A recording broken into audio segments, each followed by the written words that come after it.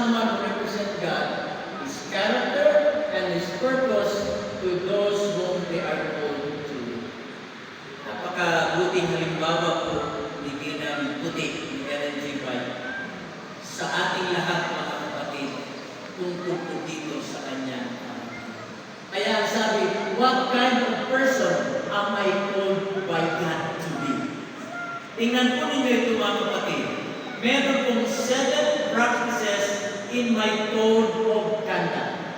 Accountability, humility, trust, excellence, collaboration, integrity, and respect.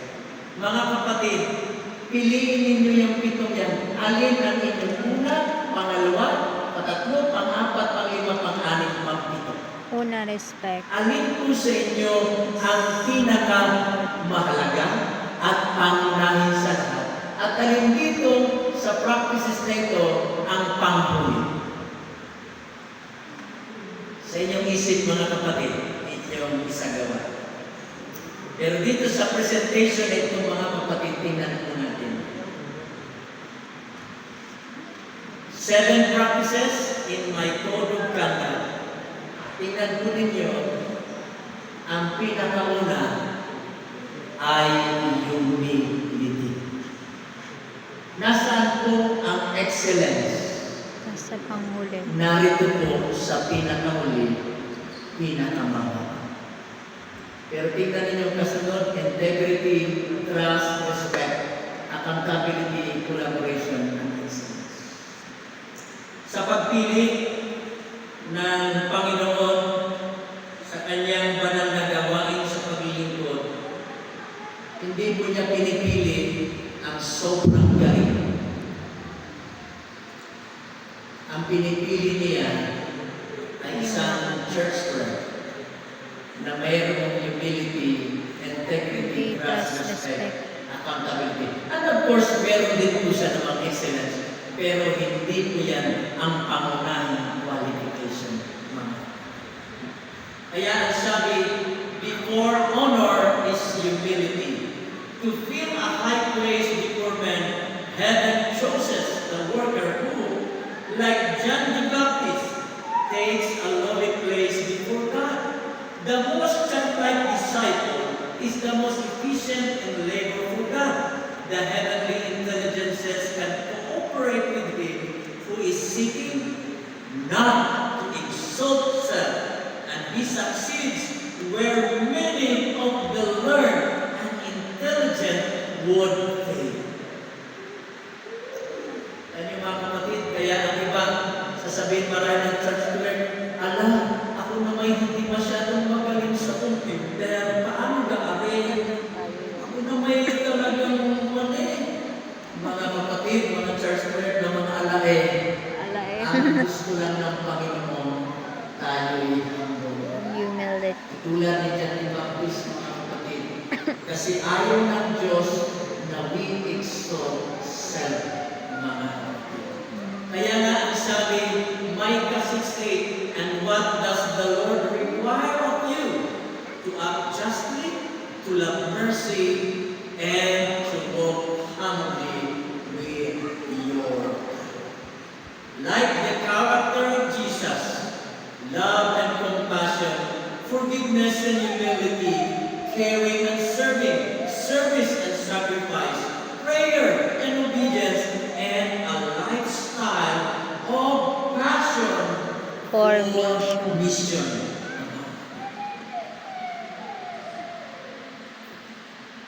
Making a visible difference for mission, mga kapatid. Napakahalaga po sa atin ng mga leaders, lalo na sa mga church friend, passion for mission.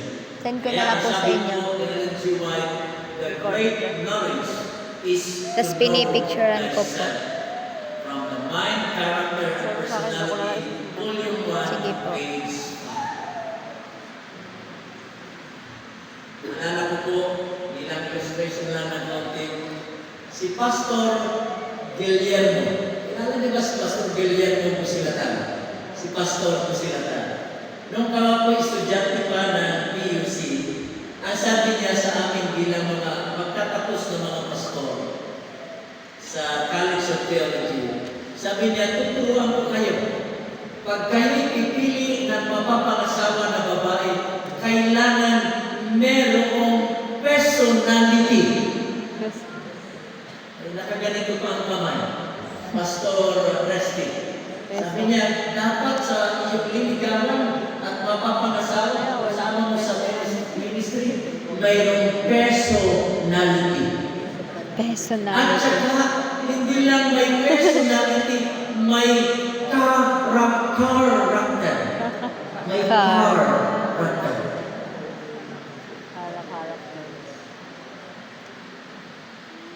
At maganda ka naman pa yun.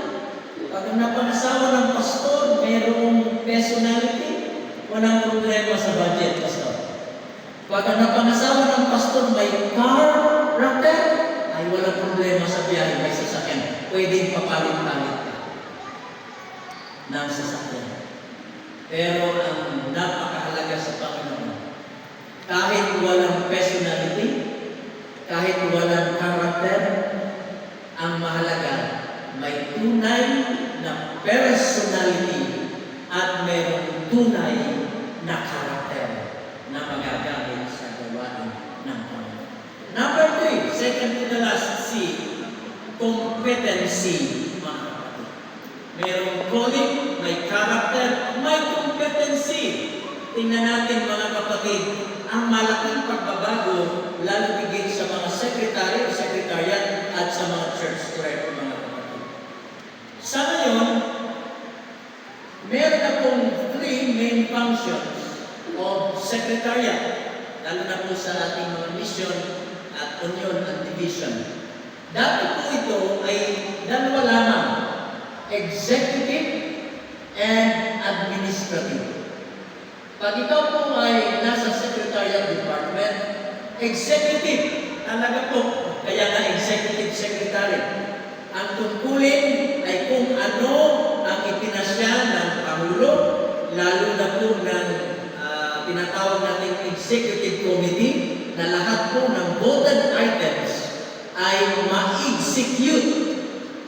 Kumbaga po sa local church, ang church board nagrekomenda na sa body, yung business meeting, lahat po ng voted pinag-ibay dapat ay i-execute ng secretary. At isa sa gawain din ay administrative. Ang ibig sabihin ng administrative, you are an officer. Kailangan pangisiwaan mo ang South Central o ang local church, mga kapatid.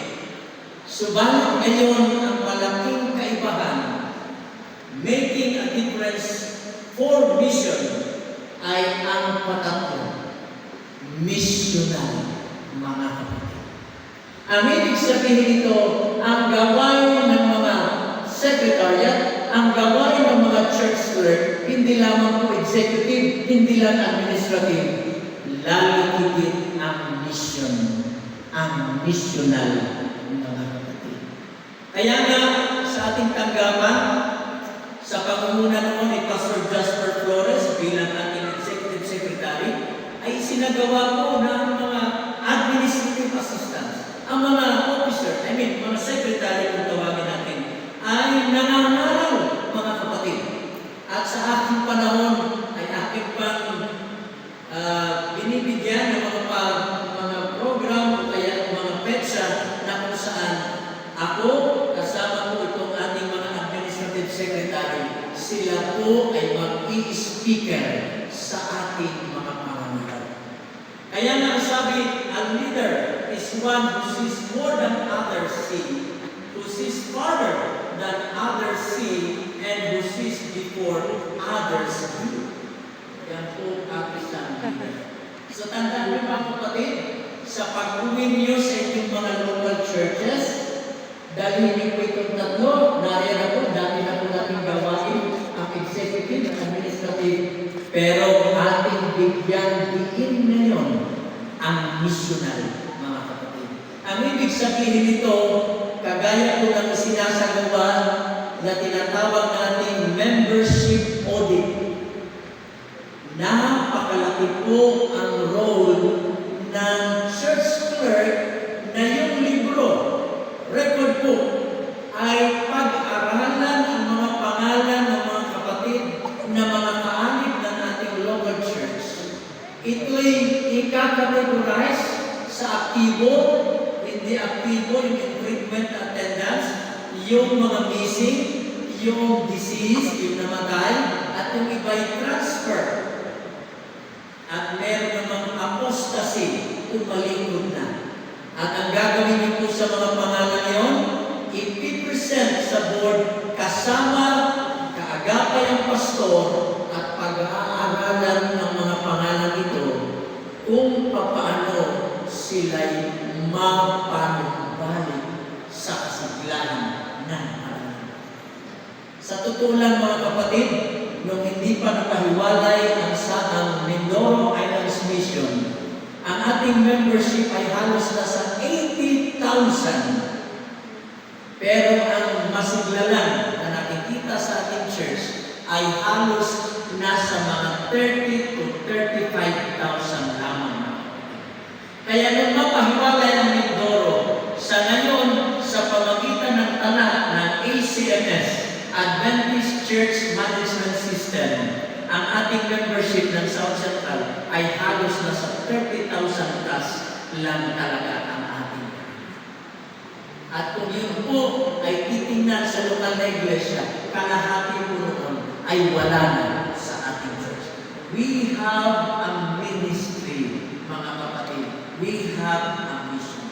Kaya nga dito sa ating pagpapatuloy, aking alaman kung kapita yan, kung talagang more on sa executive secretary. Ang ibig sabihin po, ang executive secretary, hindi ka po chairman. Ang tawag lang ay second chair. Parang kulang ng letter D.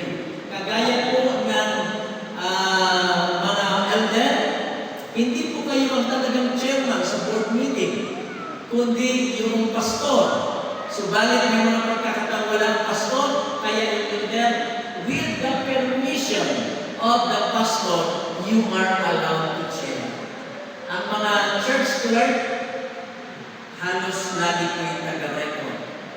And 3 paradoxes, mga kapatid, yan po ang ibig sabihin, pero ang ibig sabihin po, ang first paradox, subordinate leader. Ang subordinate leader po, to the top leader yet lead in their own right, needs a healthy relationship with the first chair, able to lead without being at the top of the pyramid. So, kung ito'y sa mga church clerk, mga kapatid, huwag niyo pong pangunahan yung elder. Huwag niyo pangunahan yung pastor. Pero nariyan kayo to support your pastor or your elder. Kaya dealing with subordinate leader, and po, manage your relationship well, understand the right that defines, and earn the leader's trust and work with him as a team and player, support him through your loyalty and encouragement, keep him informed of all significant issues as they come up. Kaya ang church clerk, bagamat po kayo kalihim, parang sikreto, kalihim, secretary, ay huwag niyo pong paglilihiman ang inyong pastor. Huwag niyong paglilihiman ang inyong elder, lalo na sa mga issue ng church. Inyo pong ibabahagi, pero huwag ninyong imamarites. Ang ibig sabihin po ay, keep him informed, mga second paradox, yung deep and wide, deep in expertise and wide in perspective, learn the balance between deep, detailed, and wide, big picture. So, ito naman po, yung deep and wide, i-manage mo yung work habits mo, need to balance the details, always think of the worker's need, and try to identify gaps that aren't being addressed. So far mga kapatid, hindi atin ang pinakita po yan, pero more on the secretariat. Pero sa leadership mga kapatid, kailangan po yan. Leadership provides vision, management supply realistic perspective. Leadership deals with concept, management relates to function. Leadership exercises faith, yung management has to do with the facts. Leadership seeks effectiveness, Management is tied to efficiency. Leadership provides direction. Yung management mo, a manager, is about control. Leadership strives on opportunities while the management on accomplishment.